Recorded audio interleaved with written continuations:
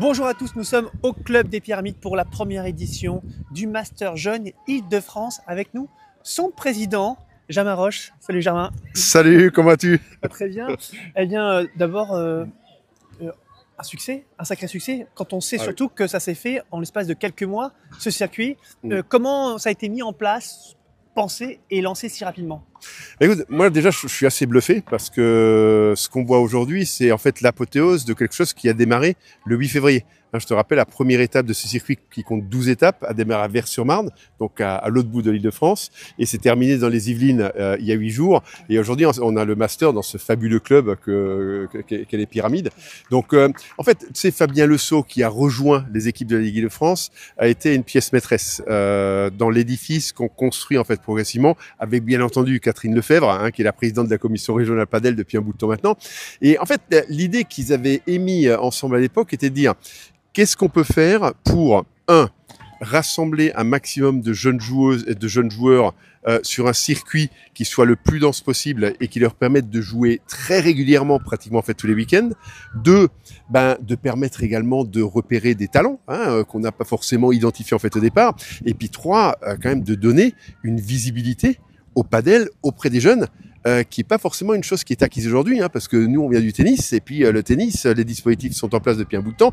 Et là, cet événement-là, je peux te dire, a eu un retentissement auprès des structures privées, des structures associatives qui ont des activités de padel et des parents. Les parents, mais c'est incroyable quand tu regardes qui est autour des pistes. En fait, t'as les parents qui sont là et en fait, c'est une communauté quelque part. C'est une famille qui se retrouve aujourd'hui, comme d'ailleurs on l'a remarqué lors des 12 étapes qui ont démarré maintenant en fait il y a 4 mois. Parce que monsieur a raison, tu parlais de famille, on s'amuse à voir que les parents jouent évidemment au paddle, se connaissent tous parce qu'ils sont soit eux-mêmes partenaires avec d'autres parents ou adversaires, ou ils se retrouvent également en tournoi. Et c'est vrai que j'ai été témoin de ça tout à l'heure, je rigolais parce qu'effectivement il y avait les parents et les enfants qui jouaient l'un contre l'autre, voire avec, et puis pareil pour les parents.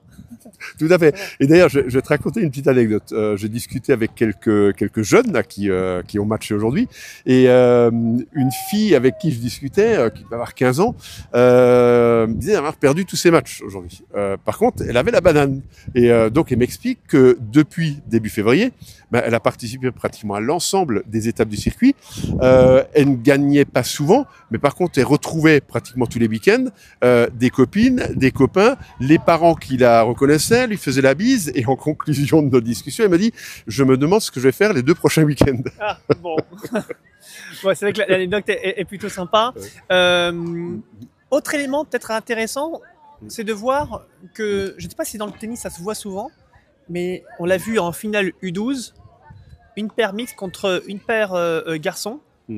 Et au final, on se rend compte que les différences, en tout cas à cet âge-là, se font moins voir peut-être ensuite, parce que les forces sont à peu près les mêmes peut-être aujourd'hui. Voilà, mais quand même, c'est assez. Est-ce qu'on a ça dans le tennis? Alors en fait, on l'aura ou on l'a pour effectivement les jeunes catégories, en fait jusqu'à U12, mais par contre c'est très très peu fréquent.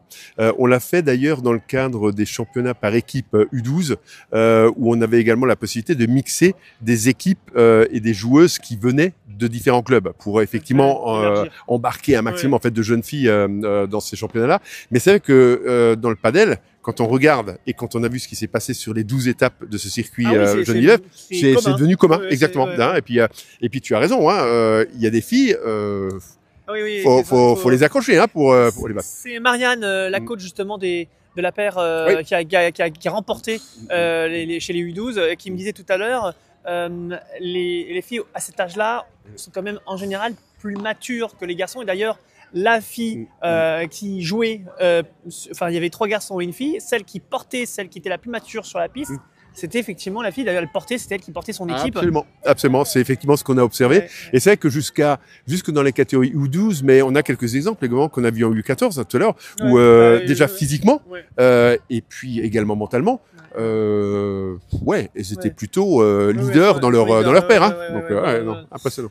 Donc c'est pour ça que quand on dit les femmes au pouvoir, je ne sais pas trop, parce que quand on voit ce qui se passe sur la piste, c'est les mecs qui prennent cher. Et puis tu sais quand même, nombre d'entre nous, notamment en fait les élus, que nous sommes et que je suis, on a signé une charte égalité femmes-hommes. Si on peut l'illustrer dans le sport et notamment le padel, oui, c'est bien, faut le faire. Dans le padel, j'ai presque envie de dire, ça va se faire naturellement. D'ailleurs, on le voit même en termes de coaching.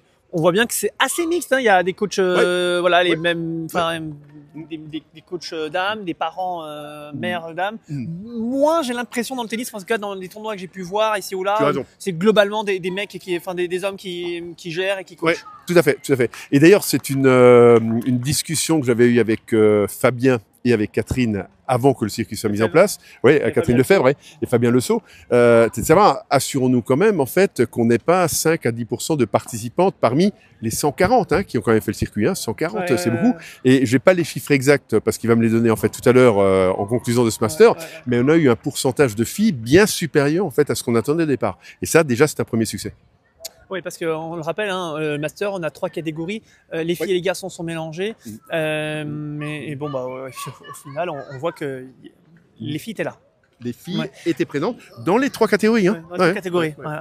Ce sera alors, peut-être pour conclure, on va parler de l'avenir. Est-ce qu'il y a déjà des projets, une ambition à partir de la rentrée de septembre? Là, il va y avoir la pause classique estivale. Et puis, que va-t-il se passer ensuite pour cette nouvelle année sportive? Oui. Alors déjà en fait là on a une base qui est ce circuit en fait IDF avec 12 étapes. On va passer d'abord, on va consolider ce qui était quand même un test cette année parce que c'était pas gagné. On l'a imaginé en début d'année, ça a été mis en place la première étape comme j'ai dit le 8 février. Déjà on va mettre en place une organisation autour de 4 secteurs. On va subdiviser l'Île-de-France en fait en 4 secteurs et on va identifier un référent, une référente par secteur avec 3 objectifs.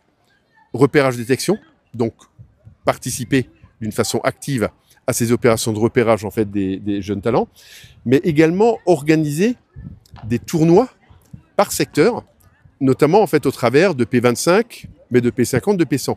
Et donc on va avoir 3 à 4 tournois de ce type-là par secteur, et ensuite en fait on aura toujours notre circuit Île-de-France jeune avec le master en finalité, mais donc on va démultiplier le nombre de possibilités pour impliquer, embarquer davantage en fait de jeunes.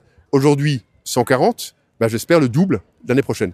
Et on va également en fait amplifier au travers de la mise en place de ces secteurs, en termes de responsabilité en tout cas pour les chefs de secteur, d'embarquer davantage de clubs, que ce soit des structures privées ou des structures associatives, parce que je te rappelle que les clubs de tennis aujourd'hui associatifs sont en train massivement de construire des pistes de padel dans l'enceinte historique de leur structure en fait de tennis. Donc on va pouvoir également utiliser ces responsables de secteur pour travailler main dans la main avec des entraîneurs de clubs, en plus de ce qu'on fait également déjà avec les structures privées.